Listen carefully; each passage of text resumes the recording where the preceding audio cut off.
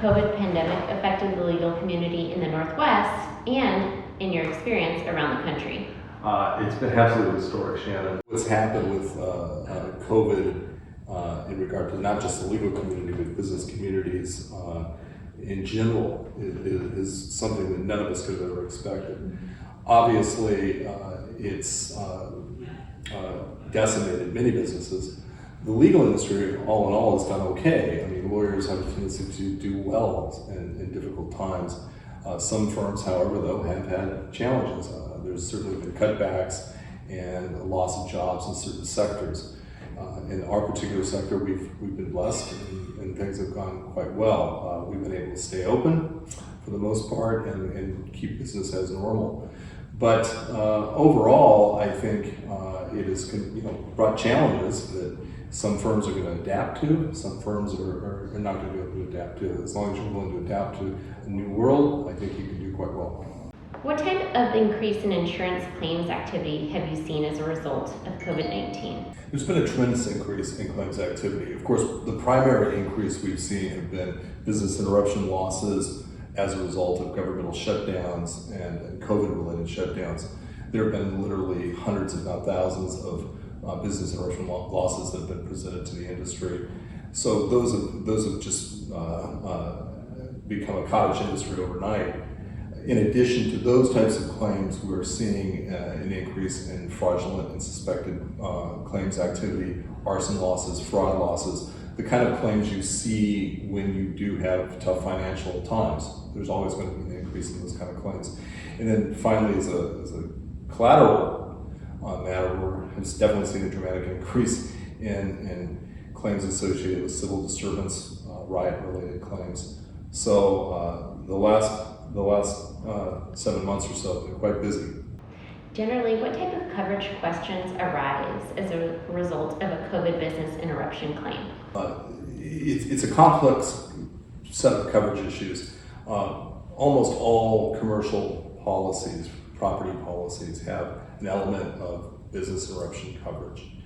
The triggering event in regard to that type of coverage is that there needs to be some type of physical loss or damage to the actual structure in order for there to be a business interruption claim.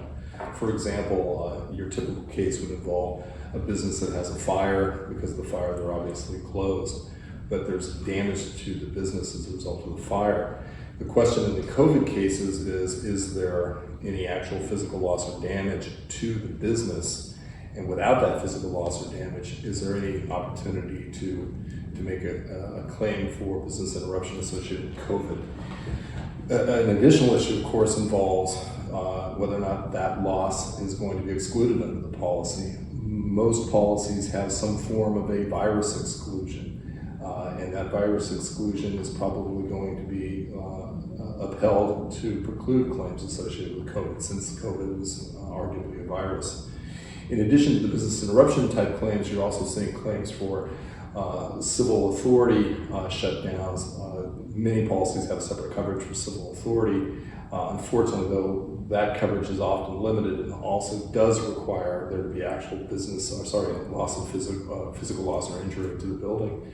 So if you don't have physical loss or injury as a result of a COVID situation, you're probably not going to have a claim for civil authority coverage either.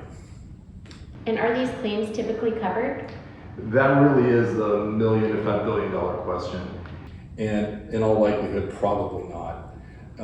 Due to the fact that you don't have evidence of physical loss or injury, physical loss or damage, you're not typically going to even have a trigger of the business interruption coverage or civil authority coverage. In addition, as I mentioned, because of the virus exclusions, that's typically going to preclude any type of a COVID claim. What types of exposures are insurers looking at in regard to COVID claims? They're significant. Again, the pure volume of COVID claims is overwhelming. There are just hundreds, if not thousands, of these claims being presented around the country. I think every single state in the country has some level of COVID litigation that's ongoing. So the number of cases is overwhelming. The amounts that are being discussed are truly significant. many of these claims are worth hundreds of millions of dollars, just due to the nature of shutting down businesses for this amount of time. So the exposures, both under the policy for insurers, are significant and large. And then in addition, you're going to have exposures with claims handling and how insurance companies adjust and investigate these claims. So that'll be something insurers will have to be mindful of as they move forward and adjust and address these type of claims. Should COVID claims be handled any differently than regular claims? No, all claims should be looked at on their own merits. They should be investigated, adjusted by insurers, just like any other claim.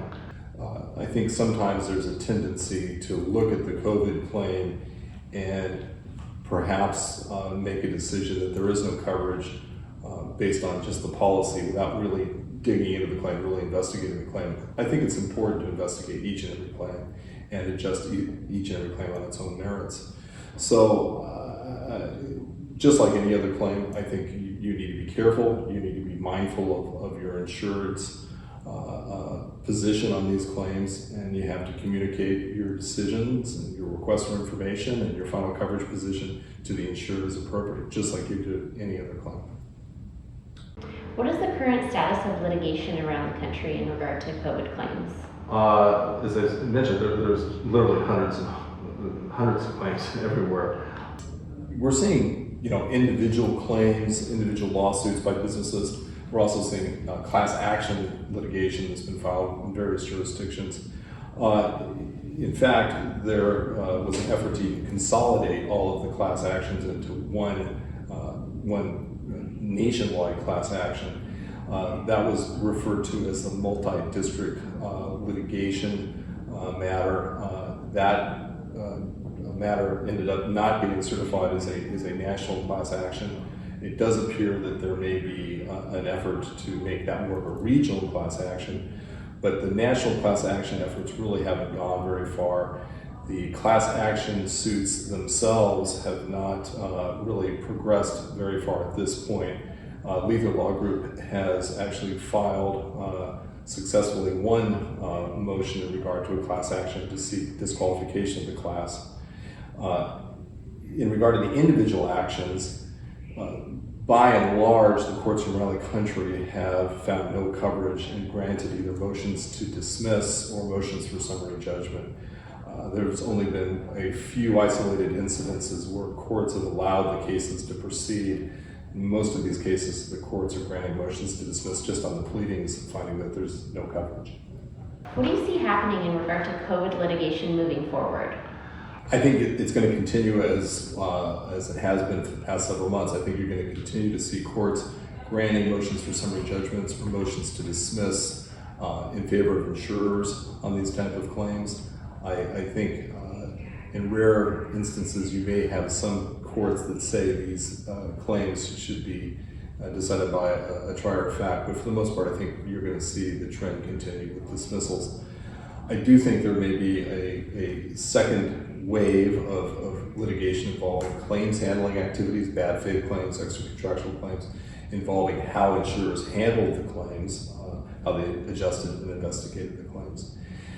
Beyond the business interruption claims, however, I think what we're going to see for probably a number of years down the road are lawsuits involving everything from employment relations, HR type claims, workplace claims involving COVID, claims involving medical facilities, claims involving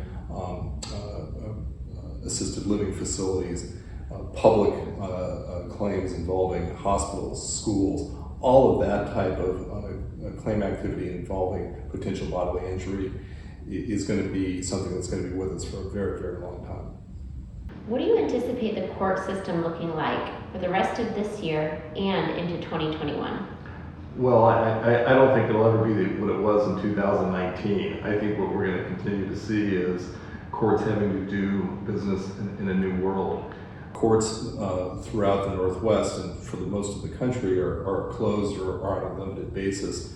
So you're going to have business being done remotely, Zoom calls and calls done in similar formats for a lot of your hearings, for certainly your arbitrations, your mediations, your depositions, but even court hearings. I've actually done a Zoom Washington State Supreme Court hearing. So I think that's how we're going to be doing business for at least the rest of this year. I know some courts may be attempting to do some remote jury trials in the civil arena, but I think for the most part in the federal court system, you're going to be seeing Zoom civil trials. So it's going to be very, very different. In 2021, I think it really is going to depend on what happens with a potential vaccine, what happens with people getting back to work. But even in 2021, I think there's going to be a higher use of remote access to the legal system. I think the days of going down to the courthouse are not going to be what they once were. Will there be a time where the legal system returns to normal?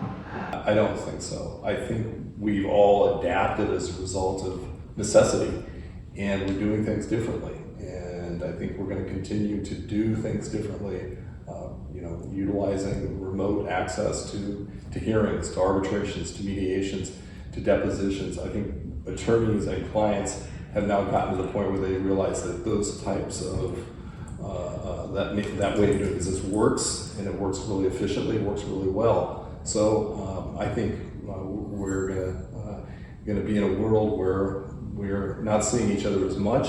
We're doing a lot more phone calls and video conferencing. What do you envision the long-term effects being on the legal industry as a result of COVID? I think there's positive and negative effects. I think on the positive side, I think we've all learned to be more efficient, which is beneficial to our clients. We're not traveling as much. We're not having to get on airplanes to go do business. I think those are all good things for clients. Efficiency, I think, is something that's really important and clients appreciate, and that's going to continue. On the negative side, I'm always concerned about an inability for people to meet face to face. I think a face-to-face experience can be very beneficial. For example, if you're taking a deposition or you're in a mediation, it's always good to have that interpersonal relationship. I think that's going to be something that's going to be missed by practitioners. And then, of course, I think for younger lawyers, not being in an office environment with good mentorship and training, I think can be something that long-term may limit their growth as lawyers. So hopefully we strike a balance as we move forward, where we can be efficient, we can utilize the technology, but at the same time we can get together and still be lawyers.